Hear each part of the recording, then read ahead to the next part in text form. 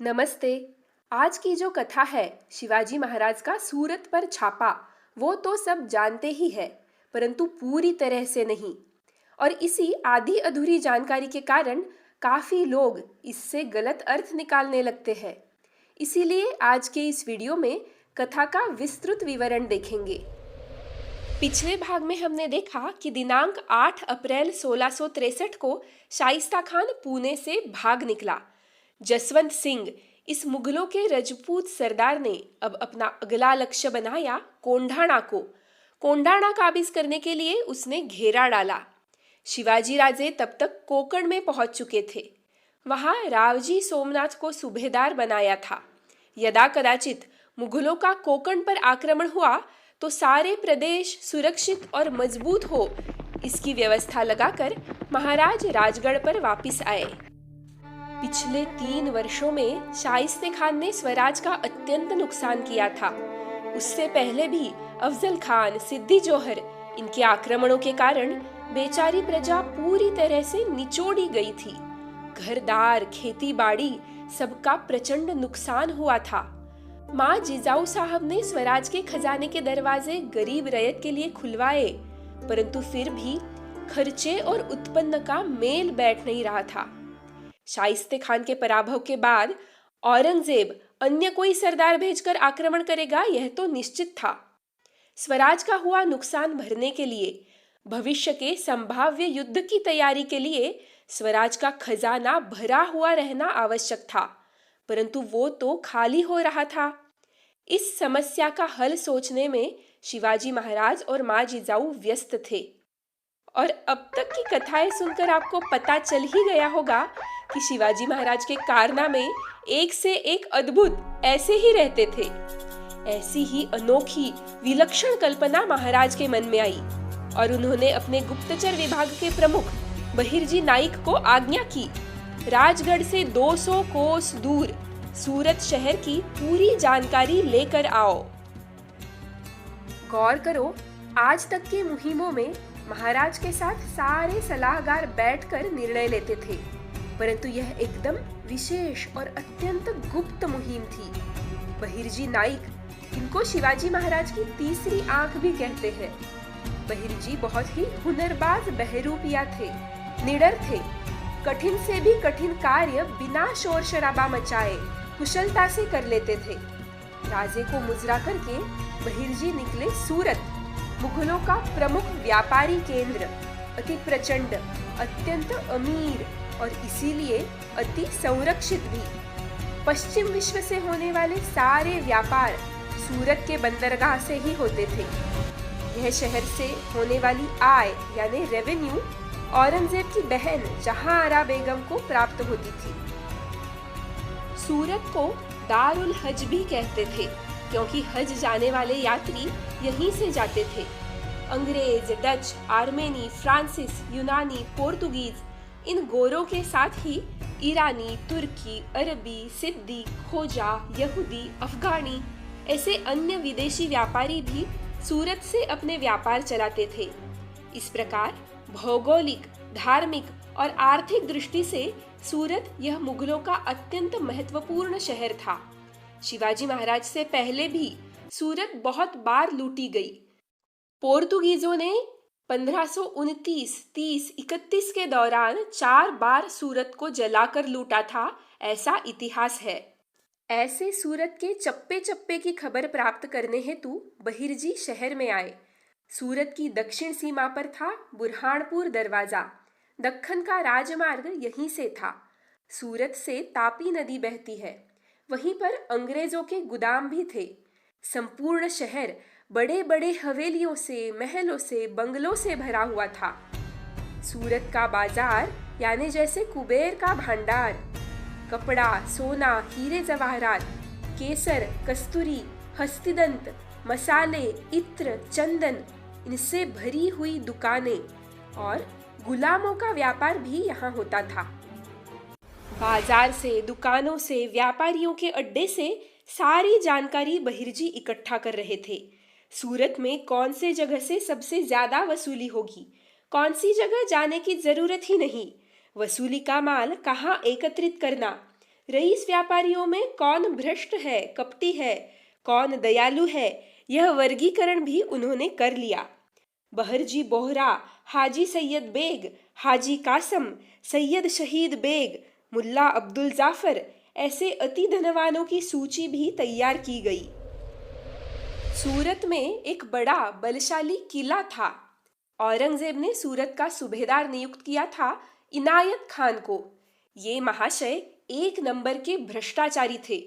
औरंगजेब ने सूरत के संरक्षण के लिए 5,000 सैन्य नियुक्त किया था, परंतु सूबेदार साहब तनख्वाह तो लेते थे 5,000 सैनिकों की, और वास्तव में केवल 1,000 सैनिक शहर की सुरक्षा के लिए तैनात थे, और सूरत के बंदर में एक भी युद्ध नौका नहीं थी। यानी क्या कि सूरत यानी रावण की सोने की लंका, परंतु यहाँ का रावण बैठा है 300 कोस दूर दिल्ली में, और लंका की रक्षा के लिए रखा है कुंभकर्ण। बहिर्जी ने वापिस राजगढ़ पहुंचकर महाराज को बताया, महाराज, सूरत मारकर अनगिनत द्रव्य प्राप्त होगा। और मुहिम का बारीकी से नियोजन हुआ। 8,000 चुनिंदे वीर मावलों के साथ शिवाजी राजे निकल पड़े। वो दिन था 6 दिसंबर 1663। इन 8,000 मावलों को भी पता नहीं था अपन कहाँ जा रहे हैं। और मजे की बात ये कि जसवंत सिंह ने कोंढाणा को घेर लिया था। शिवाजी राजे के ईमानदार कारभारी कोंढाणा से जूझ रहे थे, और कोंढाणा से केवल 3 कोस दूरी से शिवाजी महाराज फौज के साथ सूरत की ओर आगे बढ़े, और जसवंत सिंह को इस बात की भनक भी नहीं लगी। आगे का पूरा प्रदेश मुगलों के कब्जे में था। सोचो कितना रिस्की प्रवास होगा वह। महाराज ने मार्ग निश्चित किया था त्र्यंबकेश्वर, उससे आगे कोळवण, दमणगंगा नदी पार करके घणदेवी, फिर उधना। राजे दिनांक 31 दिसंबर 1663 को त्र्यंबकेश्वर पहुंचे। 12 ज्योतिर्लिंगों में से एक। अपने आराध्य दैवत शंभू महादेव के दर्शन के लिए ही राजे आए हैं, और यहाँ से औरंगाबाद पर हमला करने वाले हैं, ऐसी अफवाह जानबूझकर फैलाई गई। औरंगाबाद की मुगल छावनी शिवाजी को प्रत्युत्तर देने के लिए सिद्धता करने लगी, और सूरत के रास्ते पर कोई भी आया नहीं। किसी को सपने में भी नहीं लगा होगा कि शिवाजी सूरत तक जाएगा। महाराज की फौज रात को आगे बढ़ती थी और दिन में जंगलों में रुकती थी। सूरत से केवल 2 कोस दूरी पर उधना गांव में शिवाजी राजे आ पहुंचे। वो दिन था 5 जनवरी 1664। आजू बाजू के गांव के लोग डर कर भागने लगे। तब महाराज ने अपने मावले भेजकर उन्हें विश्वास दिलाया कि मैं शिवाजी हूँ, आपको कुछ भी नुकसान नहीं पहुंचाऊंगा। महाराज की पद्धति अनुसार उन्होंने अपने वल्लभदास नामक वकील को मुगल सूबेदार इनायत खान के पास अपने पत्र सहित भेजा। गत 3 वर्षों से मुगलों ने जो हमारे मुल्क का प्रचंड नुकसान किया है, उसकी भरपाई के लिए आपके शहर के धनवानों से कुछ रकम दी जाए। कल बुधवार को हमारे महाराज सूरत में दाखिल होंगे। तब आप खुद और चुनिंदा व्यापारी महाराज से मिलने आए, और सब ने मिलकर फिरौती की रकम निश्चित की जाए। उसकी आपको रसीद दी जाएगी। यदि रकम नहीं दी गई तो हम सूरत शहर में प्रवेश करके छापा डालकर फिरौती वसूल करेंगे। इतना स्पष्ट सीधा हेतु था शिवाजी महाराज का, परंतु आलसी और घमंडी इनायत खान ने अत्यंत मगरूर उत्तर देकर वकील को वापस भेजा। एक दिन पहले ही जॉर्ज ऑक्सिंडन, इस अंग्रेज अधिकारी ने इनायत खान को अंग्रेज गुदामों को संरक्षण देने की विनती की थी। तब भी इनायत खान ने हंसकर बात टाल दी थी। इतना बेफिक्र था वो। दूसरे दिन 6 जनवरी को महाराज के मावले सूरत शहर के अंदर गए, परंतु तब भी उन्होंने कोई लूट नहीं शुरू कर दी। करोड़पति व्यापारियों के घर जाकर उनकी आमदनी से 2%, 3% ऐसी फिरौती की रकम जमा करके उनको रसीदें दी जा रही थी, ताकि बाद में कोई इन्हें तकलीफ न दे। अब सूरत का नूर पलट गया था। इनायत खान भी अब डरकर किले में जाकर बैठा था। रईस व्यापारी इनायत खान से विनती कर रहे थे, हमें आश्रय दो, हमारी रक्षा करो। पर इनायत खान की भ्रष्ट मानसिकता तो देखो। इन सब व्यापारियों से भी तब उसने बड़ी बड़ी रकम वसूल की और फिर ही उनको उनके घर वालों को किले में आश्रय दिया। किले के दरवाजे बंद हो गए। जो रिश्वत नहीं दे सके वो लोग वापस घर लौटे। लेकिन जॉर्ज ऑक्सिंडन, इस अंग्रेज अधिकारी ने अपने माल की रक्षा के लिए फौज तैयार रखी और केवल 200-250 अंग्रेज सैनिकों का रूट मार्च सूरत शहर में घुमाया। कहाँ वो मुगल सूबेदार जो 1000 सैनिक होते हुए छुपकर बैठा, और कहाँ ये अंग्रेज अधिकारी 250 सैनिकों द्वारा अपने धैर्य का प्रदर्शन कर रहा था। शिवाजी महाराज बुरहानपुर दरवाजे पर आकर दाखिल हुए। वहीं पर शमशान भूमि से शाह बेगम बाग तक के प्रदेश में छावनी थी। पूरी छावनी में केवल एक ही शामियाना था। एक पेड़ के नीचे जमीन पर ही राजे का आसन था। इतने सादे सिंपल तरीके से राजे बैठे थे। राजे के आगे फिरौती जमा हो रही थी। मराठाओं ने महसूल वसूली केंद्र पर ही छापा डाला और बड़ी रकम हासिल की। जो रईस अपने धन परिवार सहित किले में जा बैठे थे, उनके घर मराठाओं ने लूटने शुरू किए। एक एक घर से 30 कुंडे भर भर के सोना मिल रहा था। सोचो कितनी संपत्ति होगी। जो स्वराज के लिए आवश्यक वो थैलियों में जमा हो रहा था, जो नहीं वो तुरंत वहां के गरीबों में बांटा जा रहा था। He distributed the less valuable things among the poor, ऐसा फ्रांसिस वैलेंटाइन ने लिखा हुआ है। यूरोपियन व्यापारियों के गुदामों से भी फिरौती की रकम वसूल की गई। सभी ने रकम भरी, केवल अंग्रेजों को छोड़कर। इस समय शिवाजी महाराज का लक्ष्य भिन्न था, इसलिए उन्होंने अंग्रेजों से वसूली करने में अपना समय और शक्ति व्यर्थ नहीं गवाई। मराठे धार्मिक व्यक्ति को तंग नहीं करते ये मालूम होने के कारण 2 डच लोग फकीर के भेष में शहर में घूम रहे थे और सारी घटनाएं उन्होंने अपने डायरी में लिख रखी। महाराज के छापे में महिलाएं, बच्चे, बूढ़े, फकीर, गरीब, इनको किसी ने ठेस नहीं पहुंचाई। दरगे, पारसियों के अग्नि मंदिर, चर्च, ये सब भी सुरक्षित थे। मॉन्सियर डी थिवेनो और फ्रांसिस बर्नियर, इन प्रवास लेखकों ने एक घटना लिखी है। पहले ही दिन रेवरेंड फादर एम्ब्रोस गले में क्रॉस और हाथ में बाइबल लिए शिवाजी महाराज से मिलने गए। उनका एक अनाथ आश्रम और चर्च था। अपने लोगों की प्राणहानि न हो ऐसी उन्होंने विनती की। राजे ने अत्यंत आदर पूर्वक रेवरेंड फादर एम्ब्रोस से कहा, किसने कहा हम प्राण लेने वाले हैं? आप गरीबों की सेवा का पुण्य कर्म करते हो, यह हमें पता है, और चर्च के हिफाजत की व्यवस्था महाराज ने की। मोहनदास पारख, यह एक डच दलाल था। अमीर होकर भी उसने बहुत दान धर्म किया था। उसके हवेली को खरोच भी नहीं आई। और एक घटना ऐसी कि एक हॉलैंड देश की महिला अपने बच्चों सहित रहती थी। पति व्यापारी था जिसकी कुछ दिन पहले ही मृत्यु हो गई थी। दिन भर तो उसके यहाँ कोई फिरौती मांगने नहीं आया, परंतु रात को कुछ घुड़सवार घर के दरवाजे के बाहर आकर खड़े हुए और पहरा देने लगे। शिवाजी महाराज के छापे का गैर फायदा लेकर कोई अन्य लोग इस महिला को लूटने का प्रयास न करे, इसके लिए शिवाजी राजे ने ही उन्हें भेजा था। देखा कितने प्रजावत्सल थे राजे। कोई लुटेरा होता तो ऐसा करता क्या?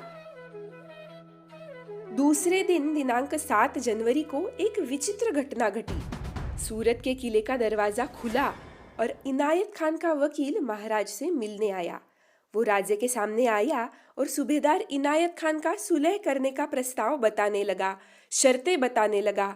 राजे क्रोधित होकर बोले, आपके मालिक खुद छुप कर बैठे हैं और ऊपर से हमें शर्तें बता रहे हैं। यह सुनकर वह वकील और आगे बढ़ा। महाराज के पास जाते जाते वो बोल रहा था, महाराज से तन्हाई में खबरें अहमियत कहनी है। और अगले ही क्षण उसने छुपाकर लाई हुई कट्यार निकाली और शिवाजी राजे पर कूद पड़ा। कट्यार का निशाना महाराज के हृदय पर ही था, परंतु राजे के मावले सतर्क थे। उन्होंने वकील पर वार करके उसका हाथ ही तोड़ा, परंतु इस हड़बड़ी में राजे नीचे गिरे और उस वकील नहीं, दगाबाज हत्यारा, उस हत्यारे का खून राजे के शरीर पर लगा। वहां से कुछ दूरी पर जो मावले थे उन्हें लगा शिवाजी महाराज मारे गए और वे बौखला गए। कुछ मराठाओं ने वहां के कैदियों का कत्ल कर दिया। शिवाजी राजे तुरंत उठे और उन खौले हुए मावलों को बोले, मुझे कुछ नहीं हुआ, मैं सुरक्षित हूँ। पर अब इनायत खान की दगाबाजी के कारण मराठे क्रोधित हो उठे थे। मशाले लेकर वे शहर में घुसे, रईस घरों को आग लगाने लगे। अब अग्नि का तांडव शुरू हुआ। मूर्ख इनायत खान ने सूरत की रक्षा तो की नहीं, उल्टा मामला और बिगाड़ दिया। अगले 3 दिन लूट और अग्नि का तांडव चलता रहा। लगभग 1 करोड़ रुपए की संपत्ति महाराज को प्राप्त हुई। उस समय के 1 करोड़ यानी सोचो कितना बड़ा खजाना होगा। महाराज पूर्णतः दक्ष थे। सूरत के चहुओर उनके गुप्तचर फैले हुए थे और खबर आई, बादशाह ने महाबत खान इस सरदार को सूरत के रक्षणार्थ भेजा है। अब मराठाओं ने लूट का सामान बांधकर वापस जाने की तैयारी शुरू की। महाराज की दूरदृष्टि देखो, उन्होंने आते समय ही 8000 खाली घोड़े और बैल लाए थे लूट ले जाने के लिए। दिनांक 10 जनवरी 1664 को महाराज सूरत से वापस निकले।